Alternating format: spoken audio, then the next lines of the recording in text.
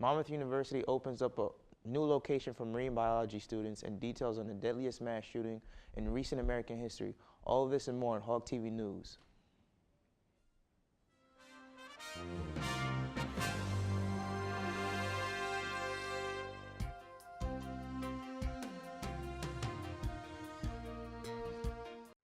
Hello, welcome to Hog TV News. I'm Orleans Francois.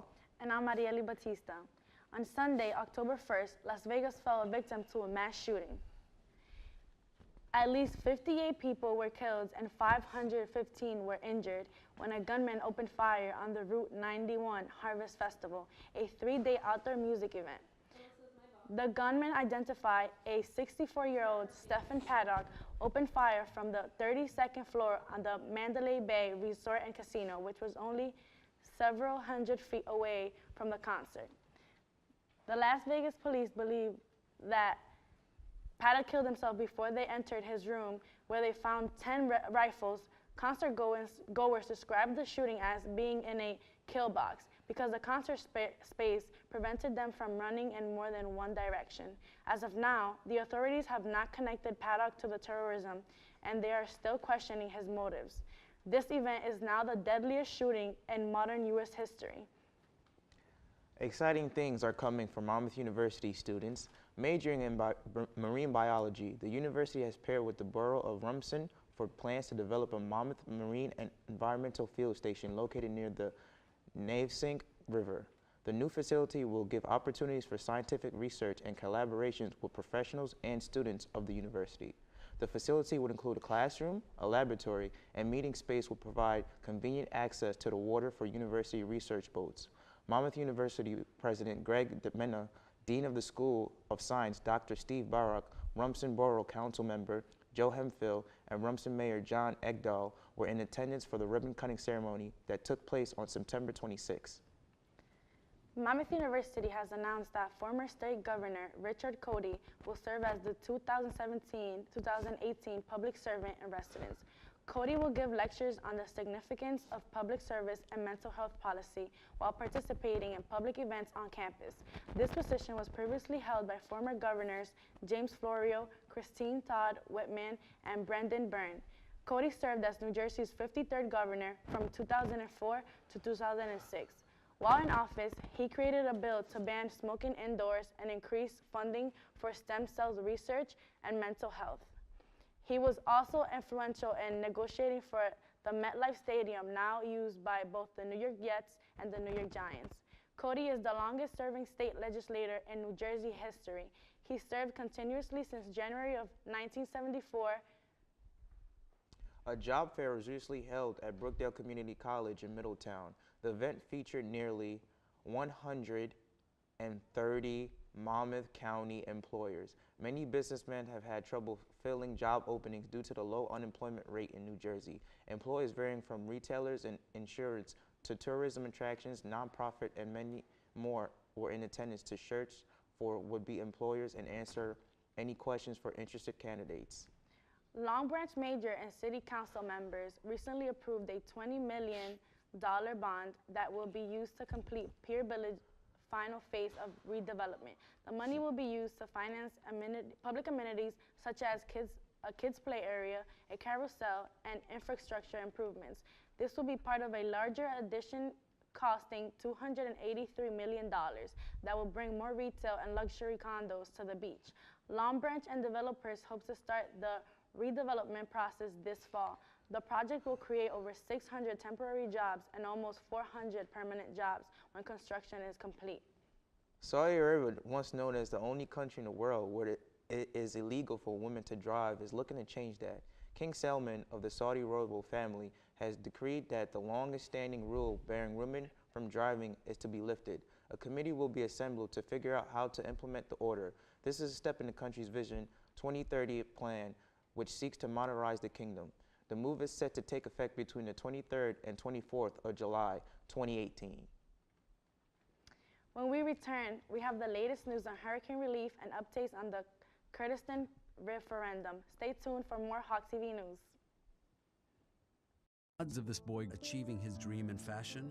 1 in 23 million. The odds of having a child diagnosed with autism? 1 in '88. I am Tommy Hilfiger. Learn more at autismspeaks.org/signs.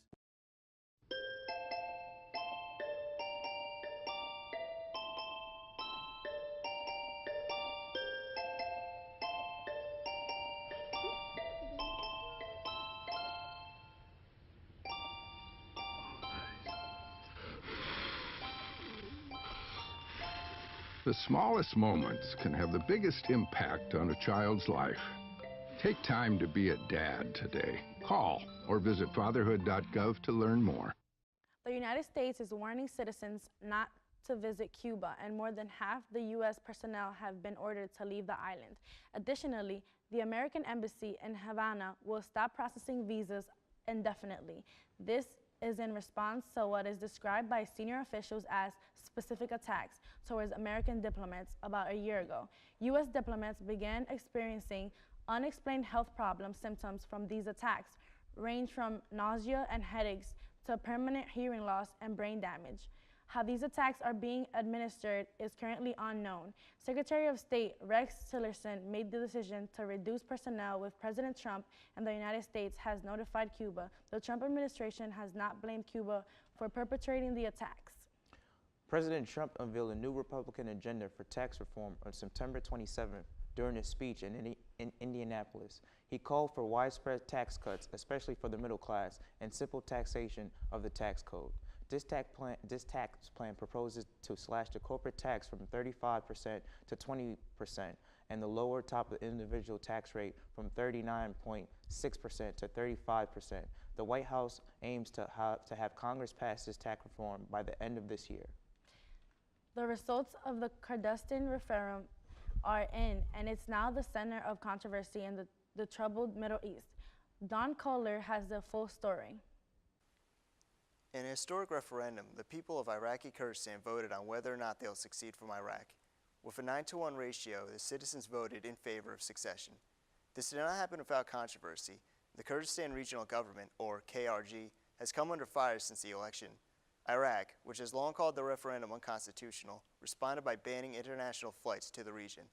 The KRG relies almost entirely on oil for its hard currency, so it's no surprise it has come under attack, with Iran banning the transportation of crude to and from Iraqi Kurdistan, and the KRG's former friend, Turkey, will now only deal with Baghdad for oil exports. Turkey went even further by ending the training of KRG Peshmerga forces. Iraq's neighbors fear that the referendum will cause unrest amongst their Kurdish populations, such as a 3-decades-old insurgency in Turkey. The KRG fans these flames by refusing to hand over border control to the central government in Baghdad.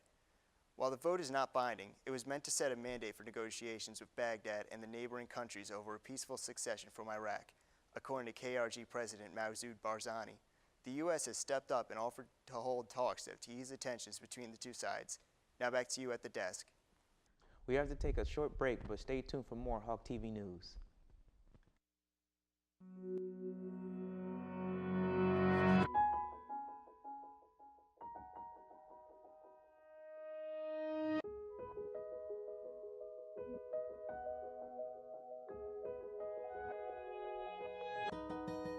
For those dealing with the daily struggles of caring for a loved one, we hear you. That's why AARP created a community with experts and other caregivers to help us better care for ourselves and the ones we love.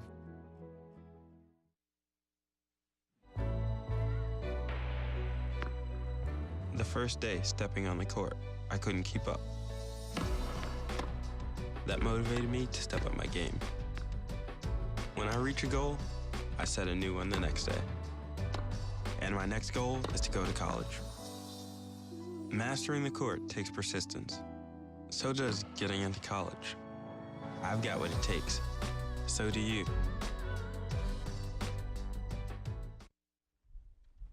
Puerto Rico is still in distress after Hurricane Mary. The lack of resources and supplies have left the residents in unhealthy conditions. Hospitals are closed and not taking patients because of the lack of medication and short supply of fuel and generators. This is also limited power and limited access to clean waters. Gas shortages have made it difficult to get aid to the territory. San Juan Mayor Carmen Cruz thanked companies who donated in a press conference and was very critical of the lack of federal help received President Trump. responded via Twitter saying that Mayor Cruz displayed very poor leadership skills. Puerto Rico is making progress with the help of FEMA, which has delivered 2 million liters of water and 1 million meals throughout the island. We now go to Cara Chivarella with a look at some new TV shows. Hey guys, it's finally that time of the year again for all your favorite TV shows to finally come back on air. I know for me, the summer was a time to discover new shows on Netflix, and I couldn't be more excited to see the new season of Arrow that airs on October 12th on the CW. Season 5 of Arrow ended with the major cliffhanger, so we don't know too much about everyone who survived the explosions on Lian-Yu. However, the season premiere will be filled with flashbacks of that fateful day back on the island to see how it all went down after the explosion. The Green Arrow, played by Stephen Amell, will be getting a brand new suit, Felicity Smoke will have a brand new company to her name, and Earth 2 Black Siren backstory will be revealed. Lastly, in the Arrowverse, there will be a 4-way crossover with The Flash, Supergirl, and DC's Legends of Tomorrow. Moving on to the next show, Scandal will be premiering its final season on October 5th. Season 6 was filled with plot twists that I never saw coming and left off with Melly Grant becoming the first female president, and I honestly couldn't be more proud of Scandal for doing this.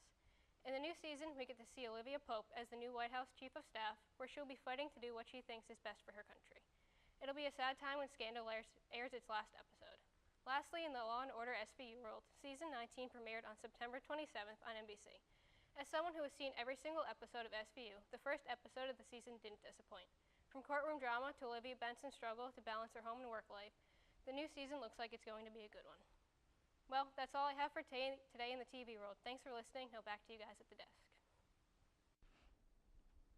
Updating software on a Mac is one of the most important ways to keep the computer safe. However, software updates on some of the older Macs may not be working the way they should. According to research by Duo Security, some of Apple's automatic updates leave out important patches to firmware necessary for computer security. FireWire is a silicone chip in any computer that helps run everything, including turning the computer on. By having important codes left out of the FireWire update, the updates leave the computer vulnerable to hackers. We now go to Hania Sarsar with tips on time management. Hi everyone. We all know that school can get a little hectic sometimes with homework, activities, clubs, and work. Time can fly by and before you know it, the day is gone. Today I'm going to give you 5 tips to help with time management. To start, eliminate distractions. Get rid of anything that can make you procrastinate from fulfilling your responsibilities. It is useful to silence your phone and move it away, or even turn it off. I notice that when my phone is next to me, I constantly check it, especially when my screen lights up. You can always talk to your friends or go on social media later. Tip number 2 is to be focused at the task. If you are working on something but don't actually feel like you are remembering what you are reading or studying, it is probably not going to sink into your mind. Have clear goals and always be hydrated with water and energized at the task. Tip number 3 is to use a planner or checklist. Having a planner to write down your tasks will ensure that you will remember what you need to do. Once you complete and check them off, you will definitely feel a sense of accomplishment. I find it useful to write notes on my laptop of homework I need to finish. Going along a similar idea, it is good to have a calendar, as this is tip number 4. If you are a busy student, a calendar is a useful way to plan out your day. It will become easier to remember your appointments and plans, and it can also help you put study hours for tasks and homework needed to be completed by certain deadlines. Lastly, get a good night's sleep. This is an important 5th tip. A good sleep makes your body and mind fully rested and gives you a boost of energy the next day. It is hard to be focused if you get little sleep. Staying up all night or doing your homework will probably not do you any good. I know that 7 to 8 hours of sleep provides me with a good start to my day. I hope that these tips will help you manage your time better for college and beyond. That's all for this time. Back to you guys at the desk.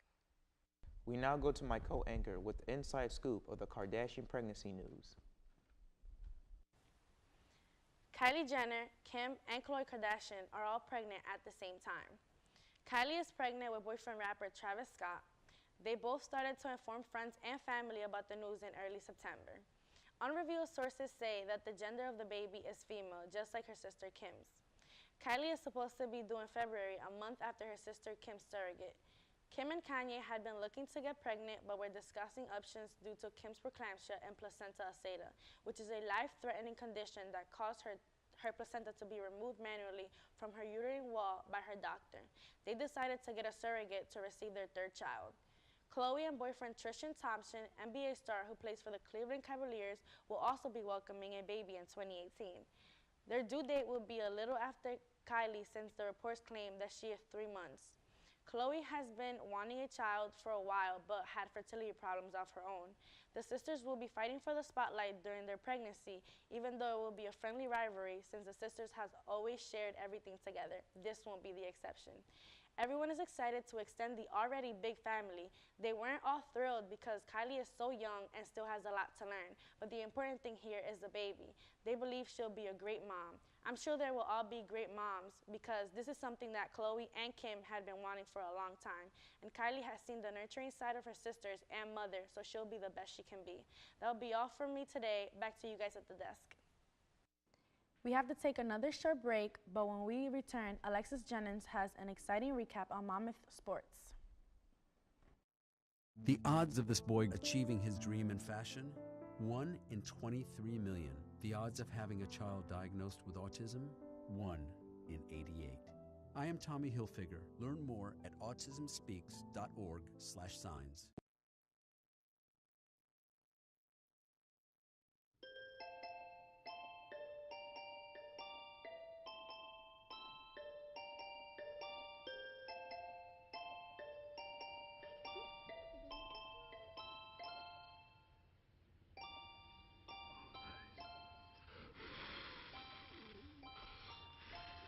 The smallest moments can have the biggest impact on a child's life. Take time to be a dad today. Call or visit fatherhood.gov to learn more.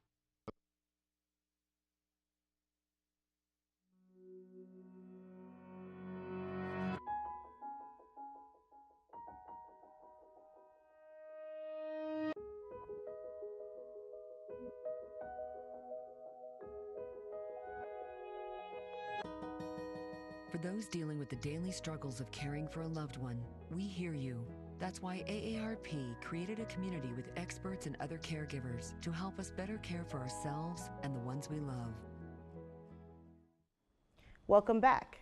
The Monmouth football team moved to 4-1 on the season after defeating Bucknell University 35-13. The team's offense dominated the scoreboard while the defense forced 3 turnovers.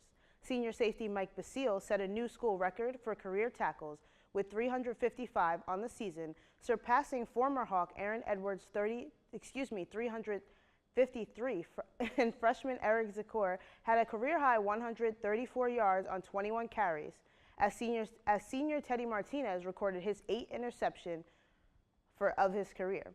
The Hawks look to add to their win streak as they face their last out-of-conference opponent, Holy Cross, on October 7th. The men's soccer team fell in their conference opener to Rider by a score of 3-0. The Bronx struck first in the 16th minute and doubled their lead in the 43rd, making the score 2-0 at halftime. Rider would score one more in the second half, making the final score a 3-goal margin, the largest in a Monmouth loss this season. The game was also the 3rd time this season in which the Hawks were shut out. Junior goalkeeper Bobby Edwards registered 2 saves for the Hawks. The Hawks will drop to 3-5-1 on the season and 0-1-0 in conference play. Monmouth looks to bounce back in their next game as they host the Iona Gales at Hess Field. The women's soccer team moves to 4-0 in conference play after defeating Quinnipiac 2-0. Senior forward Rachelle Ross scored twice for the Hawks in the first half to lead the team to victory. Sophomore goalkeeper Amanda Knob finished with 3 saves for the Hawks, extending her shutout streak to 5 games. The team currently holds the #1 spot in the conference and will fight to remain at the #1 spot as they take on the Iona Gales on October 4th. The field hockey team opened up MAC play with a 4-0 victory over Sacred Heart at So Sweet a Cat Field. Monmouth scored all 4 of their goals in the first 24 minutes, outshooting Sacred Heart 33-2 for the game. 4 different Hawks scored in the contest, and senior goalkeeper Kristen Persanti earned her 3rd shutout and 7th victory of the season. With the win, the Hawks improved to 8-2 on the season and jumped to a 1-0 start in MAC play. Monmouth looks to continue their strong play as they travel to Connecticut to face Fairfield on October 6th. Well, that wraps up this week's sports coverage. For more on your Monmouth and professional sports, tune in to The Extra Point right here on Hawk TV. That's all for this week of Hawk TV News. Thank you for joining us. I'm Orleans Francois. And I'm Marieli Batista. Be sure to tune in next time for another edition of Hawk TV News.